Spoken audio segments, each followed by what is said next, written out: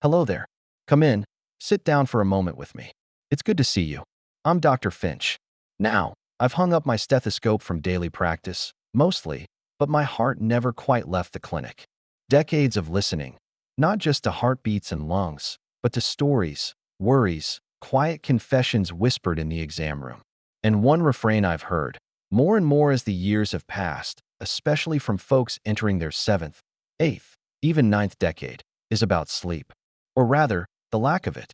Does that sound familiar? That quiet frustration in the dead of night, staring at the ceiling, watching the numbers on the clock change. 2 a.m., 3 a.m., 4 a.m., while the rest of the world seems to be sleeping soundly. You feel tired, bone tired even, during the day, but when your head hits the pillow, sleep feels like a distant shore you just can't reach. Perhaps you drift off, only to wake an hour later, mind racing or body restless. Your children might notice you seem a bit more fatigued, perhaps a little less patient. You might wave it off, say, "Oh, it's just part of getting older." And in a way, there's truth to that. Our bodies do change. But is that the whole story? Is sleeplessness simply a non-negotiable part of the aging contract? I don't think so. Over the years, I've come to believe there's often more to it, a deeper reason, or perhaps several reasons woven together, why sleep becomes so elusive after 70. And more importantly, I believe there are gentle, practical ways to invite it back into your life. So let's talk, not just about the biology, but about life, about the changes we navigate, and how we can find rest and peace, even when the journey gets a bit bumpy. Think of this as a quiet conversation, just between us. Our bodies are truly remarkable things, aren't they? They carry us through life, adapting and changing season after season. And just like the seasons change outside our windows, our internal seasons shift too. Sleep is no exception. As we age, the very architecture of our sleep naturally evolves. Think of your sleep cycle like a well-rehearsed orchestra piece you've known all your life. In our younger years, the rhythm is perhaps more predictable, the deep notes holding longer. As we get older, the composition subtly changes. The conductor, our internal body clock or circadian rhythm, sometimes gets a little, well, let's say less precise. It tends to shift forward. This is why many older adults find themselves feeling sleepy earlier in the evening, perhaps nodding off in the armchair after dinner, and then waking up much earlier in the morning, sometimes before the sun even hints at rising. It's not necessarily a flaw. It's more like the clock naturally recalibrating. Alongside this, our bodies produce less melatonin, the hormone that signals sleep time to our brain. Imagine it as the gentle hand dimming the lights in our internal theater. As we age, that hand isn't quite as firm, so the signal to sleep might not be as strong or sustained. And the sleep itself changes. We tend to spend less time in that deep, restorative stage of sleep, the kind that leaves you feeling truly refreshed, and more time in lighter stages. This means we're more easily woken up, perhaps by a creak in the floorboards, a passing car, or just an internal nudge. Those nighttime awakenings become more frequent. It's common, very common indeed. I remember my own father, a robust man, starting to complain in his late 70s about waking at 3 a.m. like clockwork. He'd say, feeling frustrated. It's easy to feel cheated by this, to long for the uninterrupted sleep of youth. And it's okay to acknowledge that feeling, that sense of loss. But understanding these natural shifts is the first step. It helps us approach the situation not with anger, but with a bit more understanding, a bit more patience for this faithful body that has carried us so far. It's not about fighting against age, but rather learning to dance with the new rhythm life sets for us. Recognizing these biological changes helps us see that waking up at night isn't a personal failure. It's part of a process. But, and this is important, it's rarely the only reason sleep feels so disrupted. These natural changes often set the stage, making us more vulnerable to other factors that truly steal our sleep. So, if it's not just the body's natural clock winding down a bit, what else is going on? What are these other, often intertwined, reasons that make finding restful sleep after 70 feel like searching for a needle in a haystack? This is where we look beyond the biology, into the landscape of our lives as they are now. Firstly, our physical health plays a huge role. Many conditions that become more common with age can directly interfere with sleep. Think about chronic pain, The persistent ache of arthritis in the hips or knees, the throb of an old back injury. It's hard to find a comfortable position, hard to stay asleep when pain keeps nudging you awake. Then there's the need to visit the bathroom frequently during the night, something doctors call nocturia. It might be related to prostate issues in men, bladder changes in women, or even conditions like diabetes or heart failure. Each trip disrupts the sleep cycle. Breathing problems, like sleep apnea, where breathing repeatedly stops and starts, or even the shortness of breath associated with heart conditions, fragment sleep terribly, often without the person fully realizing why they feel so exhausted the next day. Restless leg syndrome, that maddening urge to move your legs, usually worse in the evening or at night, makes falling asleep feel like torture. And we mustn't forget the medications we take. Many common prescriptions for blood pressure, heart conditions, asthma, depression, even over-the-counter pain relievers or cold remedies, can list insomnia or sleep disturbances as side effects. It's a complex web, and sometimes the very things helping one condition can inadvertently worsen sleep. It is absolutely crucial, if you suspect any of these might be playing a part, to talk openly with your own doctor. Don't dismiss it as just age. These things often can be managed or treated, easing the burden on your sleep. Beyond the physical, our emotional and mental well-being is profoundly linked to our sleep. The later years can bring unique emotional challenges. Retirement, while often welcomed, can mean a loss of routine and identity for some, leading to anxiety. Grief, following the loss of a spouse, a sibling, dear friends, leaves deep wounds that often feel rawest in the quiet darkness of night. Loneliness, especially if children live far away or social circles shrink, can cast a long shadow. Worries about health, finances, the future, the well-being of children and grandchildren can churn in the mind, refusing to quiet down when the lights go out. Depression and anxiety aren't signs of weakness. They are medical conditions that significantly impact sleep, often creating a vicious cycle where poor sleep worsens mood, and low mood makes sleep harder to find. Acknowledging these feelings, talking about them, seeking support, whether from family, friends, a counselor, or a support group, is not just good for your heart and mind. It's essential for finding rest. And then there are our habits, the rhythms of our daily lives. Are we spending enough time outdoors, soaking in natural daylight, especially in the morning? Sunlight helps anchor our internal clock. Are we moving our bodies regularly? Gentle exercise, like walking or stretching, can significantly improve sleep quality, but vigorous activity too close to bedtime might have the opposite effect. What about naps? A short nap can be refreshing, but long or late afternoon naps can steal sleep from the night. And our evening routines, are they winding down or winding us up? Watching intense news programs, scrolling through bright screens on phones or tablets, having heavy meals or too much fluid late in the evening, consuming caffeine hidden in tea or chocolate, or having that nightcap. Believing alcohol helps us sleep, it might make you drowsy initially, but it disrupts sleep later in the night. Even the bedroom environment itself matters. Is it truly a sanctuary for sleep?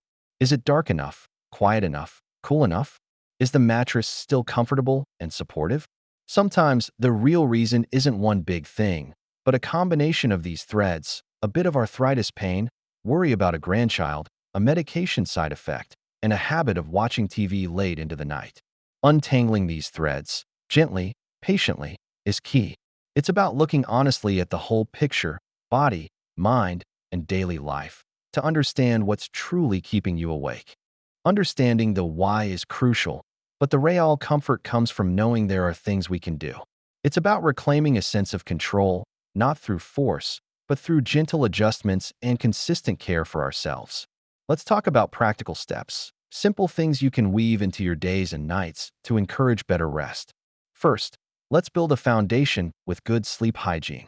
This means creating routines and an environment conducive to sleep. Try to go to bed and wake up around the same time every day, even on weekends. Yes, even if you didn't sleep well the night before. This helps regulate your body's internal clock. Consistency is your ally here. Create a relaxing pre-sleep ritual, a signal to your body and mind that it's time to wind down. This could be anything that feels calming to you. Reading a physical book or magazine under soft light, not a bright screen. taking a warm bath with Epsom salts, listening to soothing music or a gentle podcast, practicing some light stretches, or sipping a caffeine-free herbal tea like chamomile. Give yourself at least 30 minutes, maybe even an hour, for this wind-down period. Make your bedroom a true haven for sleep. Keep it as dark as possible. Use blackout curtains if needed. Ensure it's quiet. Earplugs or a white noise machine can help mask disruptive sounds. Keep the temperature comfortably cool. Most people sleep better in a slightly cooler room. And critically, reserve the bed for sleep and intimacy only. Avoid working, eating, or watching television in bed. You want your brain to associate the bed strongly with sleep, not with wakeful activities or worries. If you find yourself lying awake for more than 20 minutes, getting frustrated, get out of bed. Go to another dimly lit room and do something quiet and relaxing, like reading or listening to calm music, until you feel genuinely sleepy, then return to bed. Lying there tossing and turning only reinforces the association between bed and wakefulness. Now, think about your daytime habits. Try to get some natural sunlight exposure, especially in the morning. Open the curtains wide, sit by a window, or better yet, take a short walk outside. Sunlight helps set your circadian rhythm. Stay physically active, but try to finish any moderate or intense exercise at least a few hours before bedtime. Gentle evening walks are usually fine. If you nap, keep it short, around 20 to 30 minutes, and avoid napping late in the day. Pay attention to what and when you eat and drink. Avoid heavy meals, spicy foods, and excessive fluids in the 2 to 3 hours before bed. Be mindful of caffeine intake. It can stay in your system longer than you think. Limit it, especially after lunchtime. And while alcohol might make you feel drowsy initially, it fragments sleep later on, leading to awakenings. It's best to avoid it close to bedtime. What about those worries that spin around in your head? Try setting aside a specific, limited worry time earlier in the day to jot down concerns and perhaps brainstorm solutions. Then, consciously put them aside before your wind-down routine begins. If thoughts still intrude at night, keep a notepad by your bed. Write them down quickly to get them out of your head, telling yourself you'll deal with them tomorrow. Simple, deep breathing exercises or mindfulness techniques can also help calm a racing mind. Breathe in slowly through your nose. Feel your belly rise, and breathe out slowly through your mouth. Focus only on the sensation of your breath. And please, remember what I said earlier. If you suspect underlying medical conditions, pain, or persistent feelings of sadness or anxiety are interfering with your sleep, talk to your doctor. Don't try to manage it all alone. There might be treatments or adjustments that can make a significant difference. A word about sleep medications. While they can seem like a quick fix, they often come with side effects, risks of dependency, and can become less effective over time, particularly for older adults. They are generally best considered as a short-term solution under strict medical guidance, after lifestyle changes have been thoroughly tried. Always have an open discussion with your doctor about the risks and benefits before considering any sleep aid, prescription, or over-the-counter. These steps aren't magic bullets. They require patience and consistency. But bit by bit, they can help coax your body and mind back towards a more restful state. As we journey through these later chapters of life, there's a certain wisdom that often emerges, a deeper understanding that life isn't always about striving for perfection, but about finding grace and peace within the realities we face. And this applies to sleep too. While the tips and strategies we've discussed can genuinely improve your sleep quality and daytime energy, it's also important to cultivate a sense of acceptance. Perhaps achieving 8 uninterrupted hours every single night, like you did in your 30s, isn't the most realistic goal anymore. And that's okay. Sometimes, shifting the focus from the quantity of sleep to the quality of your waking hours can be liberating. Are you able to engage in activities you enjoy? Do you feel reasonably alert during the day? Can you connect meaningfully with loved ones? Perhaps improving sleep from terrible to manageable is a significant victory in itself. It's about finding a balance that allows you to live your life with energy, purpose, and dignity. Be kind to yourself on this journey. There will be good nights and bad nights. Avoid checking the clock obsessively if you wake up. It usually just increases anxiety. Instead of thinking, "Oh no, I'm awake again," try reframing it. Perhaps use the quiet time for reflection, gentle breathing, or listening to calming music until sleepiness returns. Practice self-compassion. Your body and mind have carried you through decades of experiences, joys, and sorrows. They deserve gentleness, not harsh judgment, especially when rest feels elusive. Remember, too, that you are not alone in this. Sharing your experiences, your frustrations, and your successes with family, friends, or support groups can be incredibly validating and helpful. Sometimes just knowing others understand makes the burden feel lighter. And don't underestimate the power of connection. Feeling loved, valued, and part of a community is profoundly beneficial for overall well-being, which indirectly supports better sleep. Reach out, stay engaged, nurture your relationships. This stage of life, with all its changes, holds its own unique beauty and opportunities for growth. Poor sleep doesn't have to define it. By understanding the changes, addressing the underlying factors, making gentle adjustments to our habits, and cultivating patience and self-compassion, we can navigate these challenges.